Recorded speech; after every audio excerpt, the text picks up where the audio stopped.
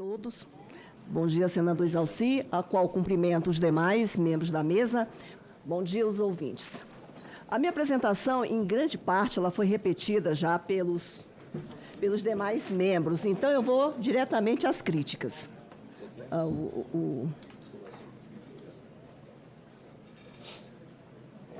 Vamos lá. Aperto para onde? Para cá? Esse aqui. Vamos lá. Pode virar para cá, vira para o lado de cá. Fala, mestre. Obrigado. Falou, meu filho. Um abraço. Cadê o computador? Está para lá, né? Deixa eu passar para você. Não, mas pode deixar, que agora eu já sei. Não está funcionando. Não está funcionando. O que é a pilha aqui, gente? Aqui, aqui é só desse botãozinho.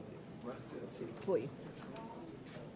Não, eu não vou repetir o artigo 92B, porque todos já repetiram, né? Agora, o que eu gostaria de dizer é o seguinte, que a indústria não basta dizer assim, eu quero me instalar na Zona Franca de Manaus.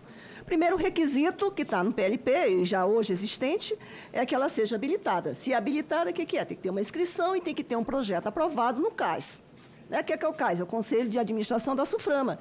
E para para a indústria ter um projeto aprovado, tem que observar o PPB. O que é o PPB? Processo Produtivo Básico. Também não vou entrar muito em detalhes, porque a maioria já são conhecedores, né?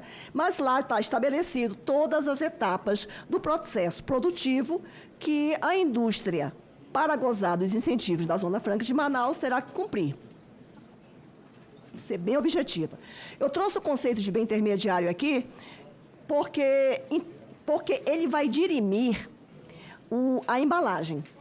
Tá? Por que é o bem intermediário? Né? É um produto industrializado, destinado à incorporação de outro bem.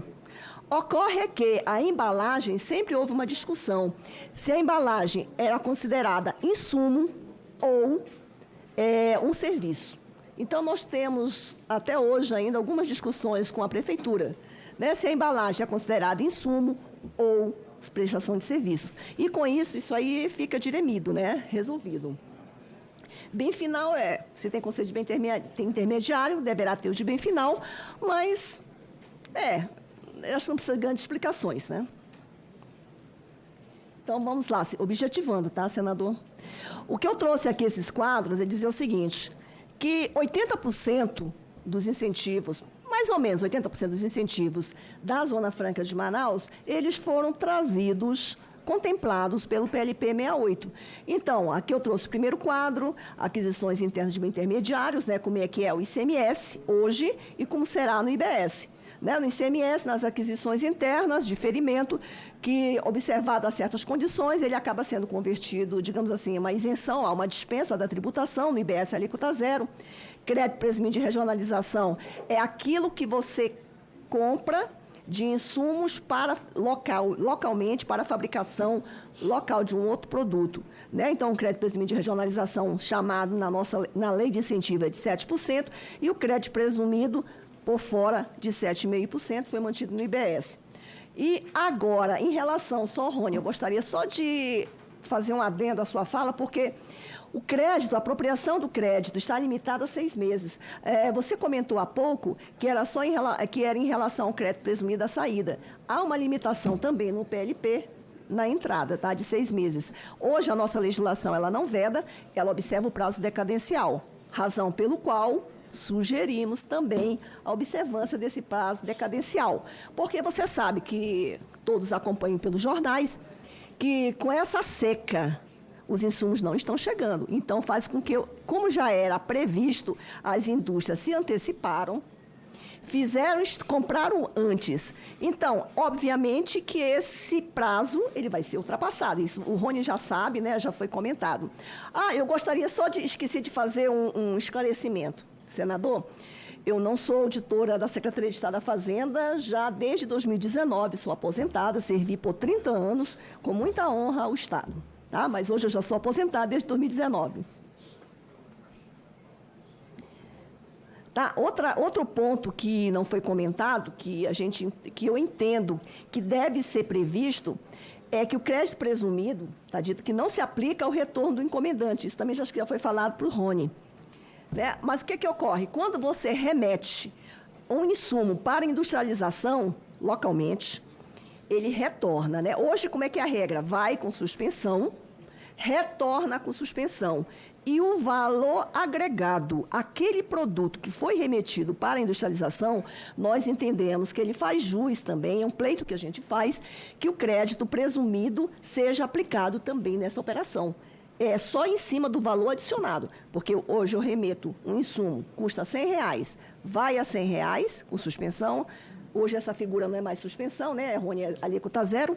Ele vai sem tributação, os R$100, retorna sem tributação com R$100.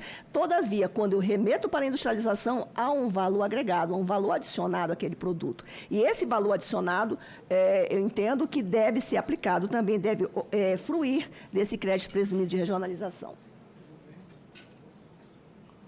Tá? Então, aquisição de material industrializado de origem nacional.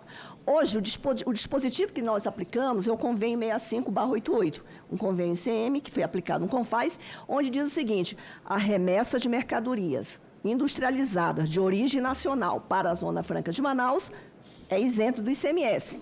Por exemplo, o Estado do Sul e do Sudeste, ao remeter o produto para industrializado como insumo para a Zona Franca de Manaus, industrialização ou consumo também, né, ou comercialização, ele vem com redução, com isenção e aplica-se um crédito, concede-se um crédito presumido de 7% e 12%, como está aqui.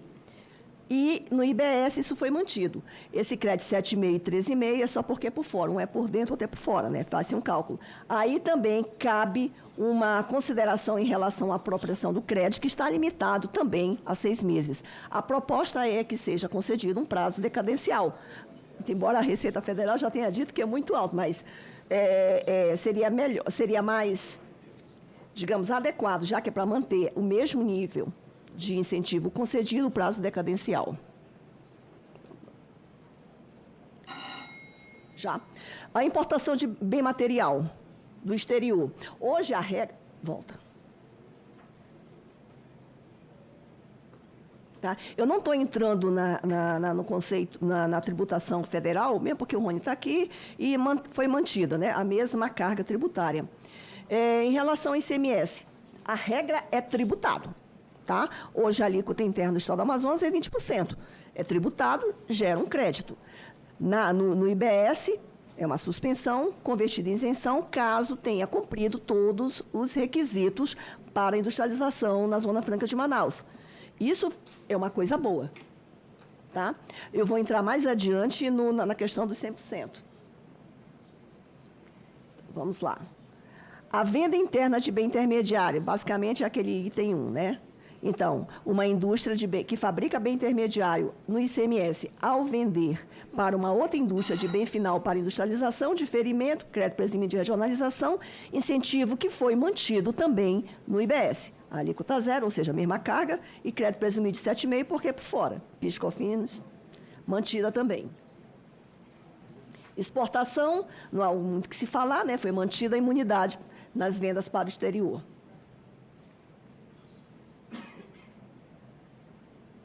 Estou correndo. O fornecimento de bem material em operação interestadual, esse é o ponto em que todos estão comentando, debatendo, né? Porque hoje o ICMS, a alíquota é de 12%, a alíquota interestadual de 12%, e tem um crédito estímulo que na nova roupagem do PLP 68 chama-se crédito presumido. 55, 75, 90,25, 100. Que aí eu até coloco 55 bem consumo final, 75 bem de capital, alimentos, matéria-prima regional e pescado industrializado, 90,25 bens intermediários, 100% bens de informática e tecnologia e os produtos que têm problema de competitividade. Então, nesses casos, eles estão enquadrados ou no 55 ou no 75, ou 90,25, não, que é bem intermediário. Tem o seu crédito estímulo elevado para 100%. Tá? E eu sempre digo, aliás, o seguinte: enquanto eu estava na Secretaria de Fazenda, fazia muito estudo de competitividade. E o que se percebia que nesse estudo de competitividade, o problema não estava nem tanto na guerra fiscal. Há sim um problema de guerra fiscal, mas nem tanto na guerra fiscal. O problema, aliás, continua, né? É concorrência com o produto com insumo importado, principalmente dos países da Ásia.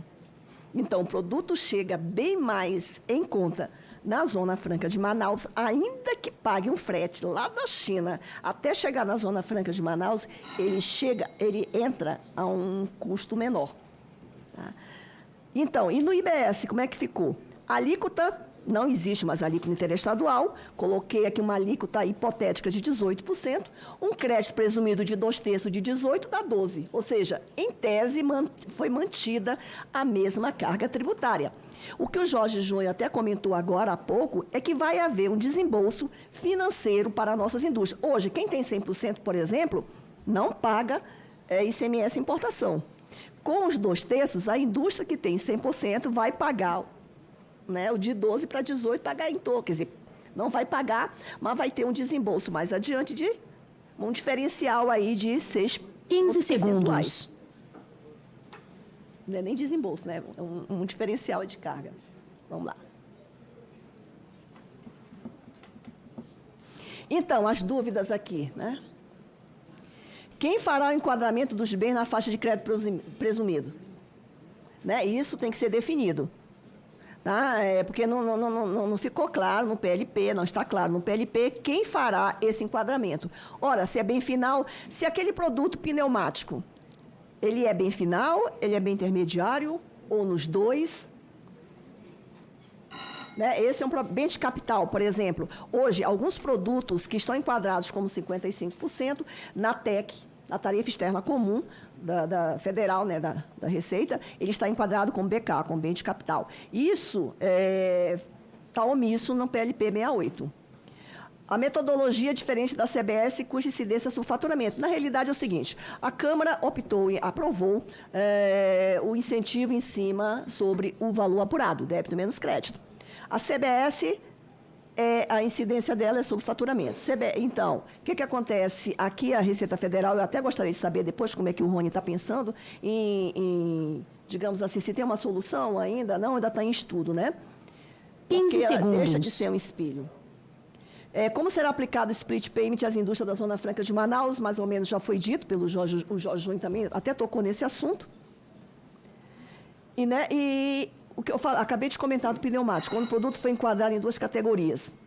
Como se dará a apropriação dos créditos insumos, já que isso é comum, né? O nível de incentivo será diferente, né? Um 90,25, ou BK, ou 90,25, ou 75, ou 55.